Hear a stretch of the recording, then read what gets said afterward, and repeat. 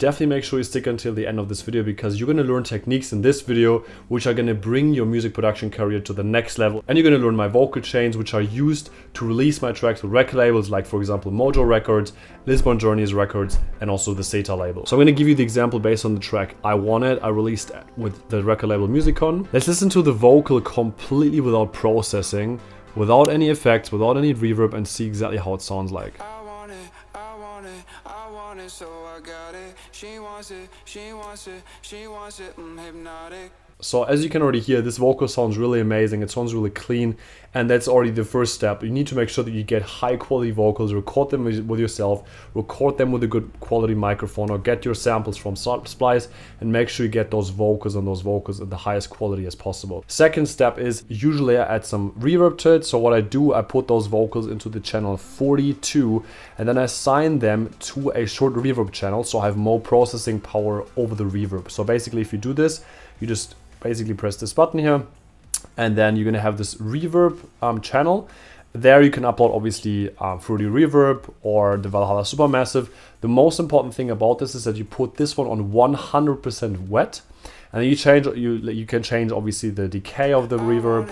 I want it, so I got it. She wants it, she wants it, she wants it, hypnotic. I want it, I want it, I want it. And that depends definitely now on you and on your whole track, like what exactly is the best way to use your reverb. But that's definitely one of the biggest tricks, is to use reverb to make them even sound wider. Then on the vocal channel itself, the first plugin I'm usually using is called Relay. This is basically a stereo widening plugin. I put this not on 100% because we don't want to have phase issues. I put it on like 40% or 50%. I want it, I want it, I want it, so I got it. She wants it, she wants it, she wants it, It gives you this really, really wide feeling, and it sounds really, really good. Then the next plugin I'm using is usually a saturation, because it's going to make the sound more fat. It's going to enhance those frequencies we want to have.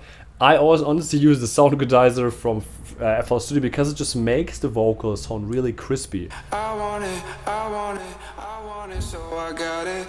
Obviously, it also makes it sound louder, but it also just makes it really clean. I want it, I want it, I want it, so I got it. She wants it, she.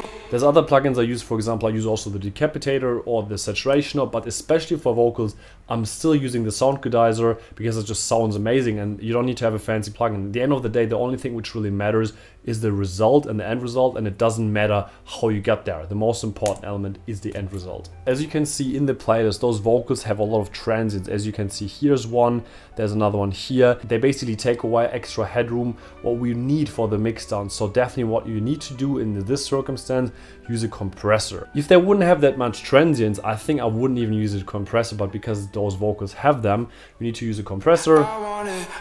Obviously use it so it gets it, and then it's just about hearing it. Don't crush it down, don't do it like 7-1. I want it, I want it, I want it, so I got it. She wants it. Because you still want to keep those dynamics of louder words or more quieter words. I want it, I want it, I want it.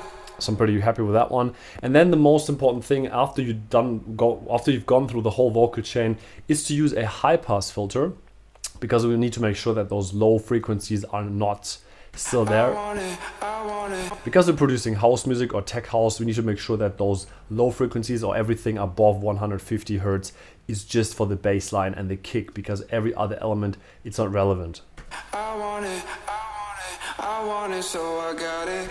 Also, make sure you check out this video, which explains exactly how to mix tech house in under 15 minutes. You're going to understand exactly how to mix your track properly, and it's going to make it really easy for you to understand the whole process of mixing every single channel in your tracks. If you haven't been on my Spotify yet, make sure you check out my Spotify link. This track, what I'm playing here, is already released. It's called I Want It.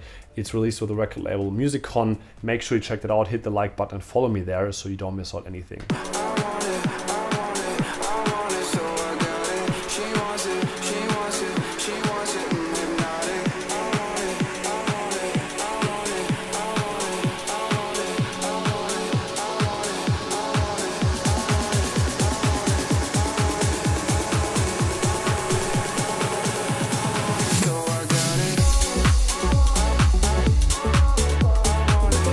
And And then obviously sometimes vocals have frequencies which are hurting, like they're really uncomfortable. And then what I do basically, I just do this. I want it, so I got it. She wants it, she wants it, she wants it, hypnotic. I want it, I want it, I want it, I want it, I want it, I want it, I want it, I want it, I want it, I want it. So I go down a bit and take those frequencies a little bit out. Those vocals are pretty fine. They don't really sound that bad. So I'm just giving you this example based on those vocals here. The reason why we're doing this is basically because if you use those vocals on very loud club systems, people are going to hear those clashing frequencies. And if you mix with your headphones or everything sounds already good anyway, every mistake you make here, every little thing which is not okay, is going to make it way worse if you use it on big club systems. So definitely make sure you EQ your vocals right and cut away and get those frequencies out of your vocals which are destroying your mix and which are actually hurting people's ears. And then obviously depending on your vocal chain or your creative process, you can definitely attach this vocal bus or this vocal channel to the vocal delay and add some vocal delays. But then obviously always take the delay away every single time the vocal come back in. Another way as well how to make your reverb more professional is to put after the short reverb a fruity limiter, okay? And basically what you do, you just go on the compressor here and then you double click here and you press vocal 2 or vocal 1 depending on what it is. Basically make sure that the vocal reverb is ducking down every single time the vocals come back in. So basically side chaining your reverb. So it's like the vocals are not just getting lost in the mix. They're actually still there. You can hear them and every single time they come in, the reverb is getting ducked down. So that's definitely one of the best tips I can give you. And there's also one last thing, because I put those vocals into the vocal bus. I have one last plugin what I use, which is the patcher. And this has a mid-side EQ, which makes it even more professional. Because we put those vocals to the sides as well, and it's not in mono, we need to make sure that even from the sides, the low frequencies are cut out. So let's listen to the difference. I want it, I want it, I want it, so I got it. She wants it, she wants it, she wants it, hypnotic. I want it, I want it, I want it, I want it, I want it. I use this patcher also on my instrument buses. So yeah, definitely make sure you like this video, subscribe to my channel to not miss out any tech house production tutorials, and I'll see you guys in the next video.